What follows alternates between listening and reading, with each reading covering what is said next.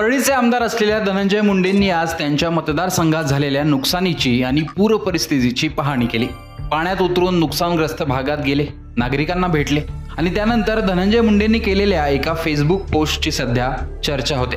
त्या पोस्टमध्ये त्यांनी म्हटलंय की ऑगस्ट 2025 मध्ये बीड जिल्ह्यातील विविध तालुक्यात अतिवृष्टी व पुरामुळे झालेल्या नुकसानीच्या मदतीपोटी राज्य शासनाने प्रशासनाकडून प्राप्त अहवालानुसार 56 कोटी 73 लाख रुपयांची आर्थिक मदत मंजूर केली असून त्यापैकी एकट्या परळी तालुक्यातील 54,890 बाधित शेतकऱ्यांसाठी 30 कोटी 16 लाख रुपये मदत मंजूर करण्यात आली आहे। ही रक्कम तातडीने संबंधित शेतकऱ्यांना वितरित करण्यात येणार आहे। सप्टेंबर महिन्यात तर पाऊस आणि पुरामुळे शेतकऱ्यांच्या हातातोंडाशी आलेला घास हिरावून नेला आहे।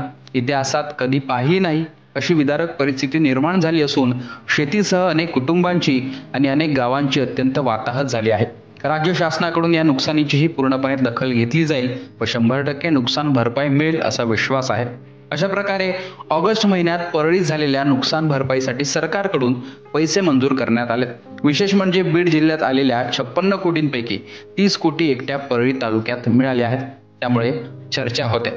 पण ऑगस्ट महिन्यात झालेल्या पावसाचा परळी तालुक्यालाच जास्त फटका बसला होता, त्यामुळेच हा आकडा जास्त असल्याचंही बोललं जात आहे। शिवाय मराठवाड्यात इतर जिल्ह्यांच्या तुलनेत बीड जिल्ह्याला कमी मदत मिळाली अशी देखील चर्चा होते।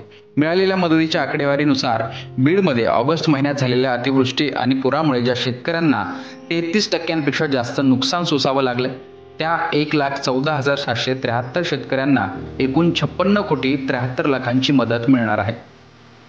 त्यापैकी परळीतील सर्वाधिक 104 गावातील 54,890 शेतकऱ्यांना 30 कोटी 16 लाखांची मदत मिळणार आहे। त्या खालोखाल माजलगाव तालुक्यातील 73 गावातील 52,532 शेतकऱ्यांना 21 कोटी 91 लाखांची मदत मंजूर करण्यात आली आहे। त्या खालोखाल 47 गावातील 1,730 शेतकऱ्यांना 86 लाख 27 हजारांची मदत मंजूर करण्यात आली आहे। गेवराईतील 40 गावातील 1400 शेतकऱ्यांना 56 लाख 50 हजारांची मदत मिळणार आहे। तर बीड तालुक्यातील 10 गावातील 4,192 शेतकऱ्यांना 3 कोटी 18 लाख 66 हजारांची मदत मंजूर करण्यात आली आहे। तर अंबाजोगाईतील 29 शेतकऱ्यांना 1 लाखांची मदत मिळणार आहे। हेक्टरी सरासरी 8,500 रुपयांनुसार ही मदत जाहीर करण्यात आली। त्यावेळी आष्टी, पाटोदा, शिरूर, वडवणी, धारूर या तालुक्यात जास्त नुकसान झालं नव्हतं। आता सप्टेंबरमध्ये मात्र अतिवृष्टीचा सर्वाधिक फटका बीड जिल्ह्यातील आष्टी, शिरूर, पाटोदा याच पट्ट्यात बसला आहे। कायमच दुष्काळी कोरडवाहू अशी ओळख असलेल्या बीड जिल्ह्याची परिस्थिती अत्यंत वाईट झाली आहे। अतिवृष्टी, महापूर यामुळे बीड जिल्ह्यातील अनेक गावं पाण्यात गेले।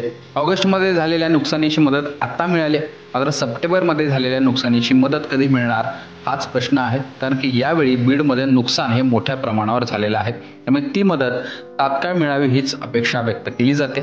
शिवाय मराठवाड्यात इतर जिल्ह्यांना जास्त मदत, बीडला कमी मदत ही देखील चर्चा होत असताना सप्टेंबर महिन्यात सर्वाधिक फटका बीडला बसलाय। त्यामुळे पुढे जाऊन बीडला किती मदत मिळते ते देखील पाहणं महत्त्वाचं असणार आहे। या मदतीविषयी, धनंजय मुंडेंच्या पोस्टविषयी तुमचं मत कमेंट बॉक्समध्ये सांगा। लोकमतचं यूट्यूब चॅनल सबस्क्राईब केलं नसेल तर आठवणीने सबस्क्राईब करा।